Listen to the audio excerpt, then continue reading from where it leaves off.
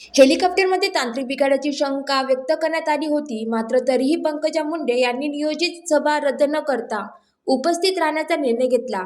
सुरक्षेच्या दृष्टीने सर्व आवश्यक खबरदारी घेण्यात आली असून तज्ज्ञांकडून तांत्रिक तपासणी करूनच पुढील हालचाली करण्यात आल्या, असे पंकजा मुंडे यांनी स्पष्ट केले. सभेला संबोधित करताना पंकजा मुंडे म्हणाल्या की जनतेशी असलेली आपली बांधिलकी ही कोणतीही अडचणीपेक्षा मोठी आहे. कार्यकर्ते आणि नागरिकांनी मोठ्या संख्येने उपस्थिती लावली असताना केवळ शंकेच्या आधारे कार्यक्रम रद्द करणे योग्य वाटले नाही. सुरक्षेची पूर्ण जबाबदारी प्रशासनाने घेतली होती, त्यामुळे कोणताही धोका परतलेला नव्हता, असेही त्यांनी सांगितले. या घटनेनंतर पंकजा मुंडे यांच्या धैर्याचे आणि नेतृत्व गुणाचे कार्यकर्त्यांकडून कौतुक होत आहे. संकटाच्या क्षणीही न डगमगता जनतेसमोर उभे राहणे हीच खरी लोकनेतृत्वाची ओळख असल्याची भावना यावेळी अनेकांनी व्यक्त केली. सभा शांततेत पार पडली असून कार्यक्रमानंतर हेलिकॉप्टरची सखोल तांत्रिक तपासणी करण्यात आली असल्याची माहिती देण्यात आली आहे. ज्वालादीप न्यूज, अमरावती.